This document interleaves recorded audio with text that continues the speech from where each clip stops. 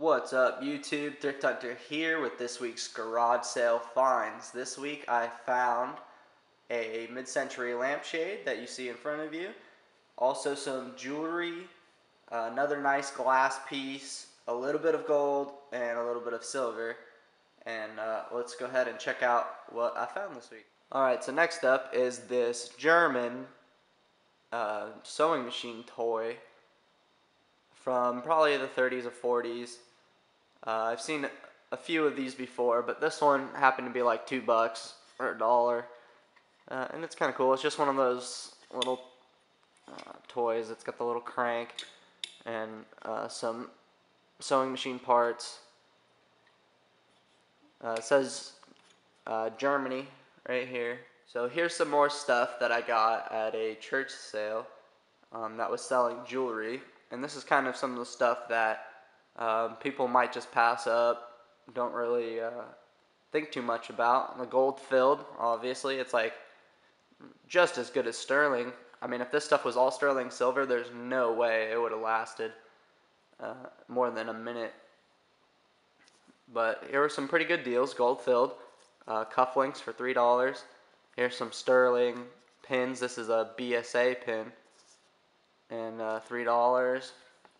And here's a money clip, gold filled, also $3.50. But it's got a gash. It's got a couple of like real bad scratches on it right here. So it would have been maybe a $30 money clip, but now it's pretty much just scrap. But there's still like at least $6 or $7 worth of scrap gold inside of this, so it's cool. Some cufflinks, also sterling. You know, monograms, not really the best, but this is not too bad. It's got some weight to it. They're pretty heavy, so for $5, that was pretty easy for sterling cufflinks. I got this other gold-filled piece for 50 cents.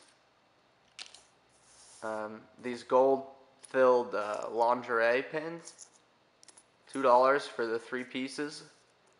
They're all gold-filled. You get enough of these, you know, in a little lot, you can get like $50 for maybe 10 or 15 of those little pins. So I always pick these up. The lingerie pins can be popular by themselves too, like just this one. If I really wanted to, I could list just this one for $15 and let it sit, and it would probably sell eventually for $15.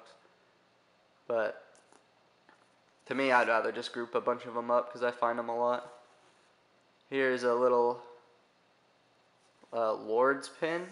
I believe it's a souvenir from a church, but it's old. You can tell that it's old by the clasp. It's got this hinge that is like really wide hinge with the bar in the middle, and it's got like the 2 springs on the side, or the 2 pivots there, and it's got just a regular curled over clasp and a long pin stem. That helps date this piece, probably 1900s, early 1900s. That was pretty cool. Some more of these little pins that I bought. These are all, I think, $1 a piece. Here is a Carrier 5-year pin. There's a little 5 right at the top. I'm not sure if you can see that. But always look for pins that say 5, 10, 25, whatever years of service, because they're like almost always gold. And this one is 10 karat gold, so maybe $15 worth at best, but still for $1, a little piece of gold. Another gold-filled piece, one of these wishbones, but sometimes these are gold. But again, for $1, like, I just grab this stuff. I don't even look at it because I just know that it's going to be worth at least $1. I mean. And this one right here was kind of interesting because it's got the enamel You can see the enamel finish is still on there, and the little seed pearl is still there. It's usually gone. But this one's 14 karat gold. It only weighs like a gram, but still, nice little piece of gold. That was $1. Might be able to get 25 to 30 bucks just for that. So that's cool. I got this, which is a pearl necklace that is like way too tangled for me to undo, but it is marked 10 karat, and it was $2. So a little bit more gold there, little pearls. You see, it is all made of fiberglass, which is why I bought it. It's definitely mid-century era, 1950s, 1960s. Fiberglass shades were pretty common. I picked this up for $5. It's a little dirty, but you can see the pattern on it. It's pretty cool. It's like a spoke wheel.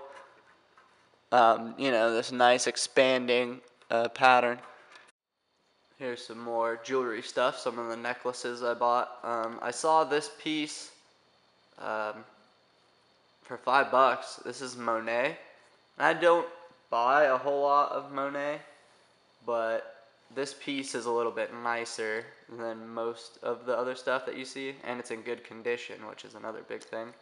But I'm almost positive that I've seen completed listings of this necklace before for like $40 or something. You know, I've seen a lot of these necklaces, so I think I can get 35 to 40 bucks for this, probably no problem. It's really nice quality, really nice clasp, good condition, so that's just an easy costume jewelry sell that absolutely nobody looks at, nobody picks up.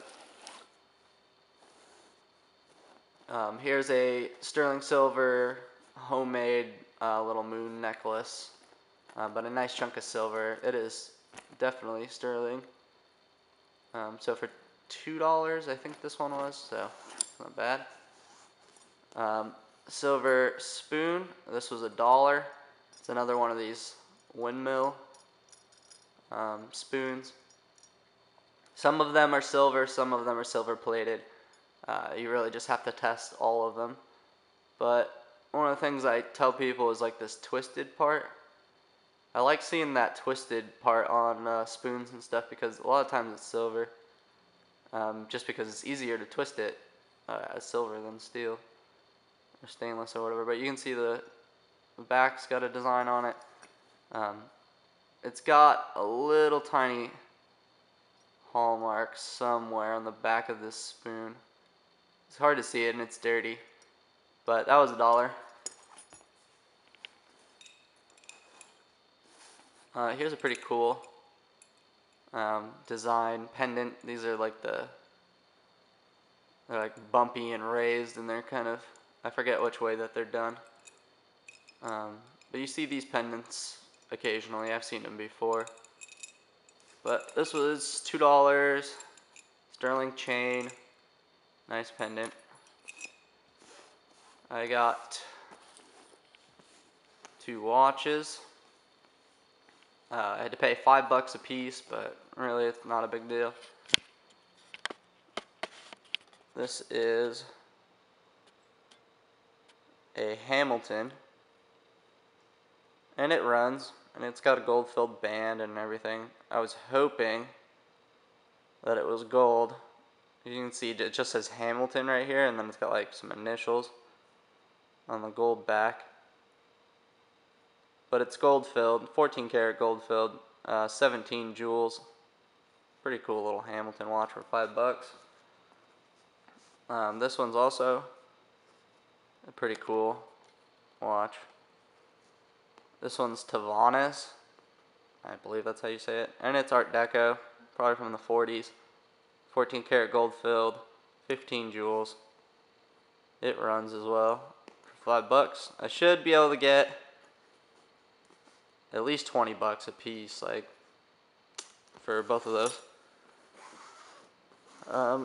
Sterling silver pearl necklace. It's got a pretty fancy chain. But I think someone in my family or my girlfriend's gonna keep this because it's just a nice little piece to wear. It's very simple. It's got a nice little CZ stones in it and a marcasite and a little pearl. So there's that. So I got this for $1. Didn't even look at it. Just picked it up instantly because I figured it was probably silver. I saw there's a little mark right near where the handle meets the blade, which is where it's always marked. It's either marked here or it's marked on the edge here, because that's an easy place to mark it. Or sometimes I've seen where it says like in little writing right here, it'll say like sterling handle. But for $1, obviously I just grabbed it, threw it in my bag. But this is Georg Jensen, and it says that right here. It says Georg Jensen. It says like Denmark, and then it says Sterling, Denmark on here somewhere. This is the acorn pattern, I believe, and this should be worth between 40 and 50 bucks. Probably should be able to get 50 bucks for it if I clean it up. But that's pretty nice cheese grater. So it seems to be that my typical finds for the week are a bunch of jewelry and then like one good piece of collectible stuff. So here's my one collectible piece this week that's like other than jewelry and silver. This is Stuben glass. It's a double candelabra, double candle holder with that like snail look to it. It's in really good shape. And this was at the church sale as well. I'm talking over 150 people like in this church going through stuff. They had like 10 rows of tables or something. Everything was like under $1. All of it. So this was $1, and this was there for, I went to the jewelry right away and came out later and looked for collectibles, and nobody even grabbed this, and it's signed in the middle on the bottom. There's no way I'm going to be able to get you a shot of that because it's really small. But it says Stuben. Completed listings on this are from $165, one sold at auction, and the other ones were all $200 or best offer. So I'm probably going to do $200 at best offer and see what I can get for it. But really, like, this is probably my like 5th Stuben piece. I buy Stuben a lot and I always make money on it. So if you can find yourself some Stuben glass, keep an eye out for that name. It's just etched on the bottom and it says Stuben. That's it. It typically has this modern design. I saw this design from really far away. Like double candle holders in general are like better than single ones, right? So like triples and quadruple candle holders. Usually people like those, especially in glass. So this could be like a centerpiece or whatever, or go in someone's cabinet more likely. But that was my best find this week. If you like my videos, please leave a thumbs up, comment, and subscribe. Thanks for watching.